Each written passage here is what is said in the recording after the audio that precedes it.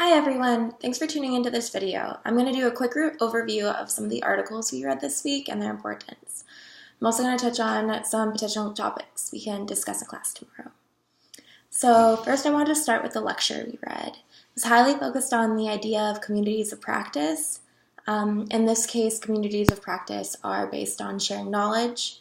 The examples we learned about are the Xerox technicians who would go in twos to make a repair. For the sake of efficiency, it was attempted to split them apart and only send one technician at a time, which ended up resulting in disrupting a community of practice.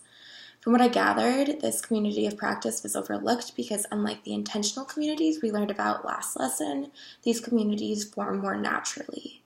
The Xerox technicians were able to teach others and share knowledge on the job. So what came off as an inefficiency was actually a working community of practice where the technicians were sharing knowledge. These types of communities are focused on learning from each other, like a dojo. Each participant learns from the other, but one of them is not just the teacher. They are learning also.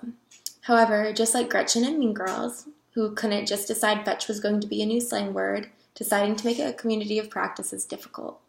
The best way to ensure a community of practice survives is to recognize one and support it when you find it. These communities are different from previous communities we learned about because they thrive without an enforced structure. With intentional communities, a structure would be put in place to make sure each member of the community did their part. However, with communities of practice, they naturally began because the participants were already doing their part. There shouldn't be impediments to joining a community of practice, and someone who recognizes a community of practice shouldn't force a structure on it. Of course, we do have to once again point out the difficulty with calling this a community. As James Paul G. points out, community is still far too broad and undefined. Just because you tag the words of practice to the end of it doesn't get around the fact that a community is still largely undefined. Now, this week's lessons are not solely about communities of practice, they are about online community platforms. The next reading, History and Emergence of Online Communities, begins by giving the definition of an online community. In these authors' eyes, community is people with a shared purpose who follow guidelines and policies and are supported by technology as they interact in a virtual environment. Very early in the document, the authors do point out that these communities vary and have differing characteristics. This brings people to the forefront. Of course, different online communities vary. The people who participate in them have a different purpose, different goals, and are on different platforms. Online communities have changed as well, and a factor is because technology has evolved and gives new affordances. We can do a lot more in a virtual reality where you can see a characterized version and interact with someone than we can when you were only sending emails to one person. Also, some of the newer technologies even impact the current understanding of community. The author points out MP3s. They have brand new allowances of sharing music that had not existed up until that point. Well, at least not existed in these terms. You could, of course, share CDs and such. Overall, History of Emergence of Online Communities was a very early paper looking at what was known at the time regarding online communities. At the time, analyzing the success and failures of online communities was not well researched or measured. Of course, in the present day, analysis of online communities have increased, including a discussion on how people can take advantage of the anonymity of online communities and act inappropriately. This leads us to the next reading, A Rape in Cyberspace. Personally, I found the author's writing style a bit confusing at first, but discovered part of the reason is because I didn't quite understand Lambda Mu until I looked it up. Essentially, Lambda Mu was a very early platform where participants could interact with one another through text. At first read, it sounded like much more of a visual game, but from my understanding, it was a combination of chat rooms based on the idea of a mansion. Now, the reading discusses a user who was in a public chat room in Lambda Mu, which was referred to as the living room. This user, called Mr. Bungle, had a sub-program called Voodoo Doll, which allowed him to post as other people in the chat room. Using this technology, he forced some other participants to act inappropriately and essentially assaulted them in a virtual sphere. Now, of course, this allegation brings up many questions regarding the consequences of crimes that take place virtually. Physically, no one was actually harmed. However, the emotional pain was very real. Some commenters brought up a really good point. Because of our previous understanding of rape, it may be difficult to consider this action in cyberspace. It may be better to consider this a form of cyber harassment. This shows that when there are online communities, it may be difficult to control how people act. By hiding behind anonymity and not actually needing to face the person they are harassing, they are able to act inappropriately with little sense of a conscience. There are many ethical questions we can ask regarding this case, but one thing that is true is that online communities are growing and cyber harassment has not gone away. Next, we also discussed the online presence of Swedish independent music fandom. This is an interesting case because with a rape in cyberspace, we were looking at a specific platform that was considered a community, and in history of emergence of online communities, we looked closer at the affordances of different technologies for online communities. However, in the case of Swedish independent music fandom, the communities are not restricted to a single platform. Rather, this community exists across blog sites. However, they are still able to build a sense of community because fans continue to run into the same people across different sites and build a familiarity with one another. The author of this piece mentions platforms such as MySpace and Last.fm, which were music-based social platforms. Also, the author mentions popular blog spots for members of this community. One thing I found particularly interesting is that most of the blogs the author linked to were dead or inactive. Now this, along with the fact that MySpace and Ask.fm are still around but not as popular, makes me curious as to where this fandom resides now. Fans don't disappear, and the platforms they interact on can. I wonder if these fans have evolved with the new technologies and have rebuilt their community on platforms such as Facebook and Twitter. Of course, while the Swedish independent music fandom thrived without a single shared platform, they can be beneficial to many communities. The next reading, the CMX Guide to Community Platforms, lays out considerations for choosing a platform from which to build a community.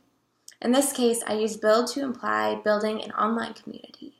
As the authors mention, the community should already have people. Creating a platform for a community that doesn't exist will not sprout that community into existence. The writing lays out 9 questions you should think about before attempting to build a community. The first one is, as I just mentioned, if there's already is there already a developed community, or are you attempting to build a community from nothing, starting with this platform? Of course, there are other things to keep into consideration when building a community, such as how large is it, how much do you expect it to grow, what the members will use the platform for, what is your budget, the importance of privacy, what platform would offer the community members, what would the platform offer the community members, and how much technical knowledge the team has. Each one of these questions is important for choosing which platform will best overall support your community, or if you should create a platform at all. Another thing that should be considered is how easy it is to leave the platform you choose. Once these questions are considered, the person attempting to create a platform for a community should create a review spreadsheet by laying out priorities of what you need from a platform, and then use the reading to go over platforms and see which boxes they check. Whichever platform checks all or most of your needs is a platform you should go with. Finally, the authors give a review of each different types of platforms, from forums to internal communities. They each vary and have their own strengths and weaknesses. The platform that is best for a certain community will be different than a platform that is best for another. Now, this is beneficial to read if you are attempting to adopt a platform for a community.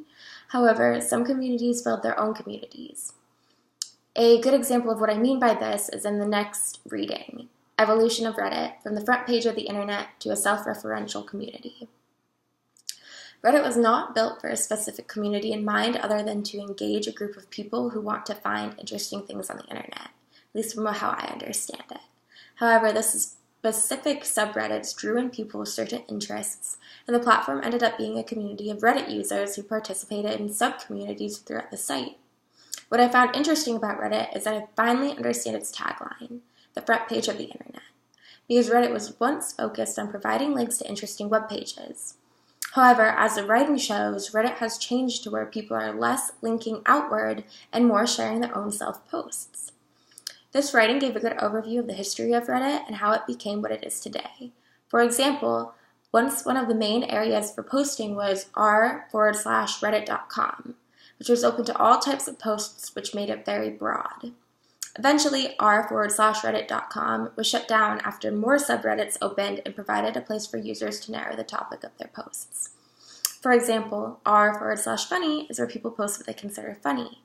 This way, users who want to post or look at funny posts have a specific thread to follow instead of searching for funny posts on a broad page like r/reddit.com.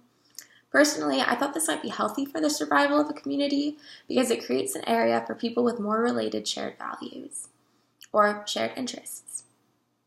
Overall, I believe the Reddit analysis was a good way to look at how a platform changes over time and how sometimes they must adapt to the wants of their users. Once Reddit noticed people were posting more self-posts and not as many external links, they provided subreddit spaces for them to share their posts. Of course, the article did mention that they weren't quite sure if it went this way or if it was the other way around, where when they offered subreddits, people more often chose to share their posts. Of course, these subreddits still allowed for links to be shared, but it also gave users more options. Finally, the last reading looking at creating a technology for the needs of a specific community in the case of pet owners.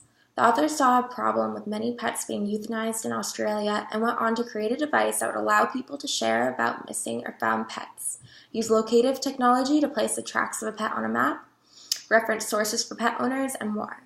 Many of the features of this technology were created because of the input of potential users of the technology who they reached out to. This is important. Knowing your users and what they want in a technology is important to creating something they will actually use. This ties back to CMX Guide for Community Platforms. It is important to note that the community of pet owners existed and had a problem to solve for before this platform was formed. If this device was specifically for turtle owners and no one in Australia owned a turtle, then this device wouldn't be necessary. However, the community of pet owners already existed and had a specific need. Overall, we learned much about digital platforms and communities in these readings. We looked at the evolution of one already popular platform and the evolution of technologies themselves. Also, we found that communities do not rely on a single shared platform to still share a sense of community. Furthermore, we looked at the dangers of cyber communities and how some people take advantage of anonymity within a virtual environment. Looking at the comments on all of these readings, I know we have plenty of questions and comments to discuss further in class. I hope this was a good review of what we read, and I look forward to seeing you all Monday night. Thanks.